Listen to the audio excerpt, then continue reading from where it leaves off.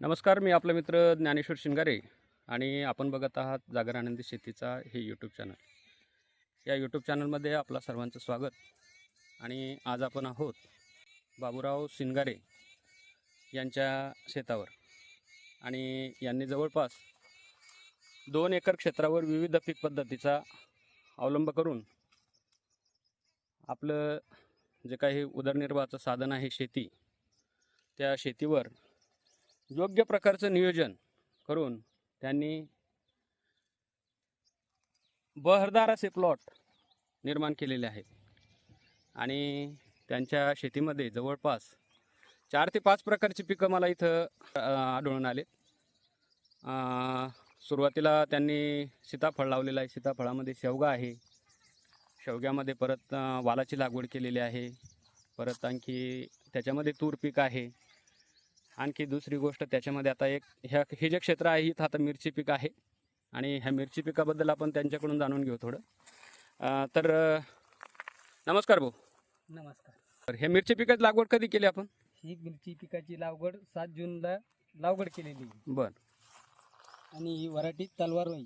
ठीक आहे ठीक आहे. आणि कसं राहिलं बरं उत्पन्न एकंदरीत? याचं एकंदरीत उत्पन्न एकदम चांगलं राहिलं आणि रेट बी चांगले राहिले. काय रेट मिळाले आपल्याला? 44-45 रुपये किलो. किलो. बरं. आणि खर्च किती आला बरं याला? खर्च मल्चिंग अत्राला असं तसं 2-4 हजार रुपये खर्च आला. आणि सरासरी उत्पन्न एकदम चांगलं आहे. बरं. कमी मेहनतीत. तुम्ही हे जे क्षेत्र आहे इथं किती एकर क्षेत्र आहे आपलं हे? इथं 2 एकर क्षेत्र आहे. बरं, 2 एकर क्षेत्रामध्ये काय काय लागवड केलेली आहे तुम्ही? 2 एकर क्षेत्रामध्ये मिरची, टमाटे, हां.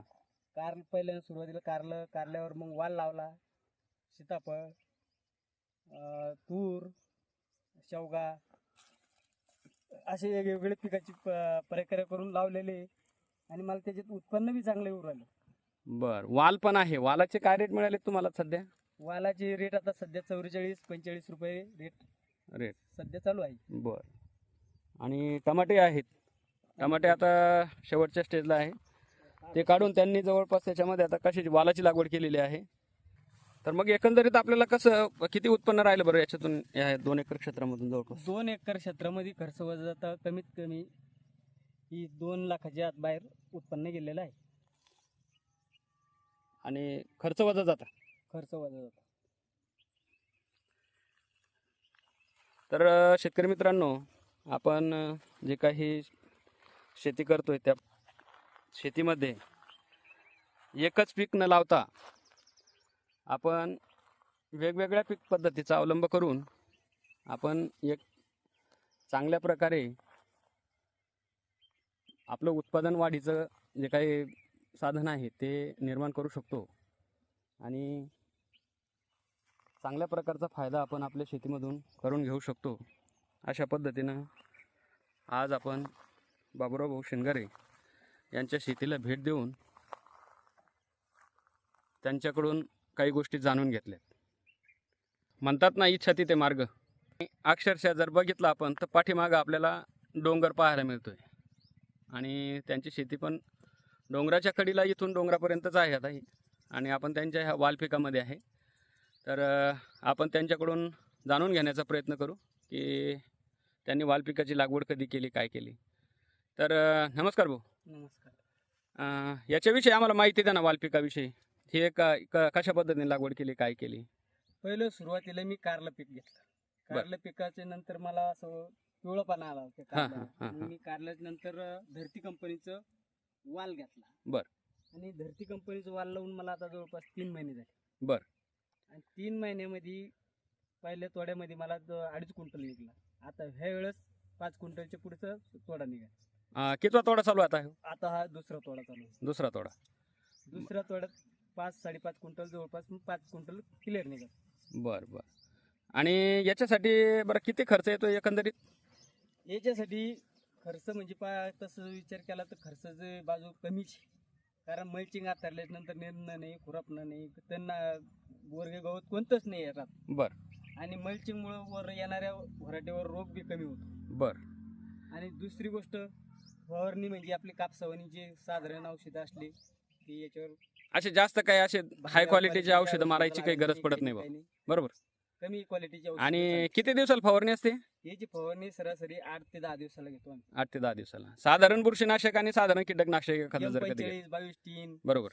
सरळ सरळ सोपं काय मग याची घ्यायची. बरं. याच्यामध्ये खताचं नियोजन कसं केलं आपण?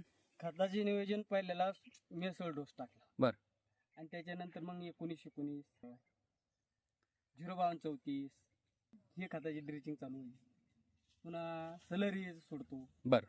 स्लरीमध्ये काय असतं? सलरीमध्ये कोमतीर, गूळ आणि बेसन पीठ एवढं सलरी करतो. शेण परत त्याच्यामध्ये. शेण बरं. त्याच्यामध्ये. बरं. आणि हे किती किती क्षेत्र आहे? हे क्षेत्र 20 गुंठे. 20 गुंठे. 20 गुंठ्यामध्ये किती उत्पन्न अपेक्षित आहे बरं आपल्याला? 20 गुंठ्यामध्ये कम से कम मला 1.5 लाख रुपये अपेक्षित आहे. बरं. होतीलही तेवढे पैसे, कारण भावही चांगले आहेत. आणि हे जे पीक आहे, हे पीक आता इथून पुढे किती दिवस चालत? हे 17-18 महिने व्हरायटी चालणार आहे. असं. याच्यावर आपण काळजीपूर्वक घेतलं तर 17-18 महिने चालते ही व्हरायटी. हं, हं. आणि तसं जर पाहिलं तर मग जून पर्यंत चांगलाच माल निघतो. पाणी जर असेल तर मग समजा पाण्यावर बऱ्याच पाणी दिवसापर्यंत. असलं तर पाण्यावर चांगलं आहे. हं. पुन्हा खताचं नियोजन ठेवलं तर व्हरायटीचं कलर मध्ये डाऊन होतो, ऊन फुटवा येतो आणि व्यवस्थित चालते. माझा पुढचा प्रश्न तुम्हाला असा आहे की तुम्ही याच्यामध्ये किती जण काम करतात? याच्यामध्ये आम्ही 2 जण काम करतो. फक्त 2 जण? फक्त 2 जण. आणि तोडणीला? तोडणीला मग 4-5 लेबर लावतोय. असं. बाकीच्या कामात 2 जण करतो. तोडणीसाठी 4-5 लेबर लावतो. अशा प्रकारे श्री बाबूराव शिंगारे यांनी आपल्या शेतामध्ये पारंपरिक शेतीला फाटा देत विविध पिकांची लागवड करून आपल्या उत्पन्नामध्ये वाढ करून घेतलेली आहे. आपणही नक्कीच या गोष्टीचा विचार करून आपल्या भौगोलिक परिस्थितीचा अभ्यास करून किंवा मार्केटचा अभ्यास करून आपण आपल्या भागामध्ये कोणती पिकं येऊ शकतात या पद्धतीने विचार करावा आणि आपल्याला आपला जो फायदा आहे तो करून घेण्याचा प्रयत्न करावा. तर तुर्तास थांबतो. धन्यवाद.